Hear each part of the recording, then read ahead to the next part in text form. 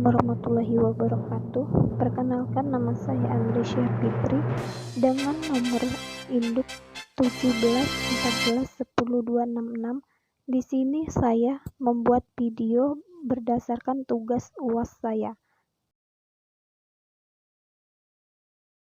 yang berjudulkan Perancangan Interpres Informasi Sistem pada Website Perpustakaan Umum Kabupaten Banyuasin menggunakan TOGAP ADM. Latar belakang.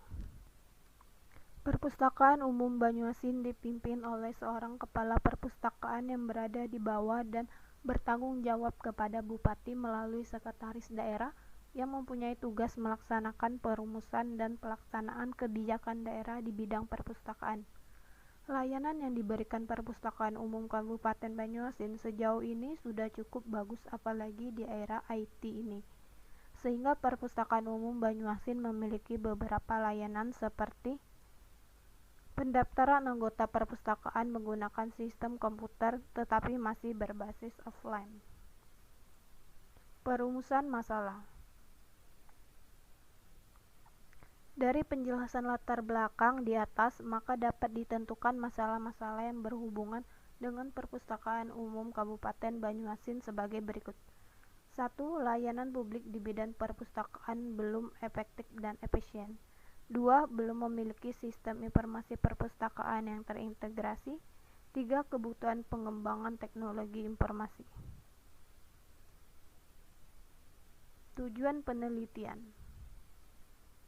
Tujuan ini adalah membentuk blueprint dalam bentuk interpres informasi sistem untuk Perpustakaan Umum Kabupaten Banyuasin menggunakan TOGAP ADM.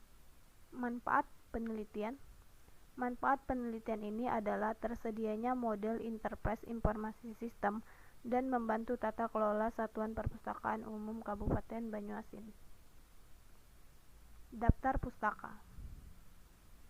Pengertian interpres informasi sistem adalah platform teknologi yang bisa menyatukan semua informasi dari berbagai bagian menjadi satu informasi secara logikal, sehingga perusahaan atau organisasi mendapatkan informasi yang dibutuhkan dengan mudah.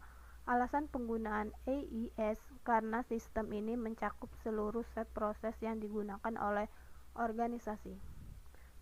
Menurut Wiradi, analisis merupakan sebuah aktivitas yang membuat kegiatan memilah, mengurai, membedakan sesuatu untuk digolongkan dan dikelompokkan menurut kriteria tertentu lalu dicari ditaksir makna dan kaitannya. Kualitas pelayanan adalah sebuah kinerja yang dapat ditawarkan oleh seseorang kepada orang lain. Kinerja ini dapat berupa tindakan yang tidak berwujud serta tidak berkaitan pada kepemilikan barang apapun dan terhadap siapapun. Tinjauan pustaka. Langkah-langkah dalam pemodelan arsitektur menggunakan TOGAP ada 98 tahap yang harus ditempuh, yaitu 1. Fase A, arsitektur vision. Pada tahap ini mendefinisikan ruang lingkup, identifikasi skateboarder, dan menciptakan visi arsitektur. Tahap kedua, fase B, business arsitektur. Pada tahap ini mengembangkan arsitektur bisnis untuk mendukung visi arsitektur, melakukan identifikasi baseline, desain target, dan analisis gap pada arsitektur bisnis.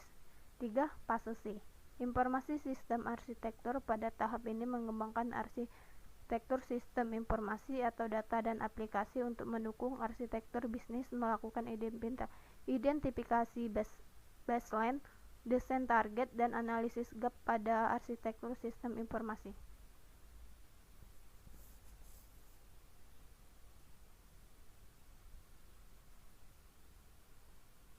Selanjutnya yaitu 4. Fase D, teknologi arsitektur. Pada tahap ini mengembangkan arsitektur teknologi untuk mendukung arsitektur sistem informasi, melakukan identifikasi baseline, desain target, dan analisis gap pada arsitektur teknologi. 5. Fase E, opportunities dan solution. Pada tahap ini mengevaluasi dan memilih alternatif implementasi, identifikasi parameter strategis penilaian berkaitan dengan biaya dan manfaat, mendefinisikan strategi implementasi dan rencana implementasi. Fase Migration Planning. Pada tahap ini menyusun urutan proyek-proyek berdasarkan prioritas termasuk penilaian kebergantungan biaya dan manfaat dari proyek migrasi. Urutan prioritas akan menjadi dasar implementasi proyek. 7. Fase G, Implementation Governance. Pada tahap ini menyusun rekomendasi untuk setiap implementasi proyek, menyusun kontrak arsitektur dan melaksanakan keseluruhan proses implementasi, menetapkan organisasi pelaksanaan untuk proses implementasi sistem, memastikan kesesuaian pelaksanaan proyek dengan arsitektur yang dikehendaki. 8. Fase H, Arsitektur Change Management. Pada tahap ini menetapkan proses arsitektur manajemen perubahan untuk EA baru yang telah selesai diimplementasi secara berkelanjutan, memonitor perkembangan teknologi dan perubahan organisasi, dan menentukan apakah akan dilakukan siklus pengembangan EA berikutnya. 1. Requirement Management. 2. Mengevaluasi proses dari manajemen arsitektur yang diinginkan melalui ADM. Selanjutnya, metodologi penelitian, yaitu waktu penelitian dari bulan Februari sampai bulan Maret. Tempat penelitian, Jalan Kompleks Perkantoran nomor 26, Sekojo, Pangkalan Balai, Banyuasin 3, Kedondong Raya, Kecamatan Banyuasin 3, Kabupaten Banyuasin, Sumatera Selatan, dengan nomor kode pos 30941 di Perpustakaan Umum Banyuasin. Selanjutnya adalah alat dan bahan. Perangkat lunak atau software, yaitu kami memakai Windows 10 sebagai sistem operasi, sedangkan perangkat keras atau hardware, yaitu kami menggunakan laptop Lenovo dan 2 GB DDR3L memori dan harddisk 500 GB HDD. Selanjutnya, metodologi. Metodologi yang kami pakai adalah The Off-Group Architecture Framework, atau yang lebih sering disebut sebagai TOGAF, adalah salah suatu kerangka arsitektur yang digunakan untuk merancang, mengevaluasi, dan membangun arsitektur yang tepat bagi suatu organisasi. TOGAF pertama kali dikembangkan oleh The Oven Group pada pertengahan 1990-an dengan versi pertamanya terbit pada tahun 1995 dan versi terakhirnya yaitu TOGAF 9 diluncurkan pada tahun 2009. Selanjutnya, metode pengumpulan data. Di sini kami menggunakan dua, yaitu observasi dan wawancara. Observasi pada metode pengumpulan data ini adalah data yang diperlukan dalam pembuatan analisis dan rencana strategi dalam studi kasus Perpustakaan Umum Kabupaten Banyuasin. Langkah pertama dalam pengumpulan data ini adalah dengan cara observasi dengan melakukan pengamatan terhadap objek penelitian dan proses kerja di Perpustakaan Umum Kabupaten Banyuasin.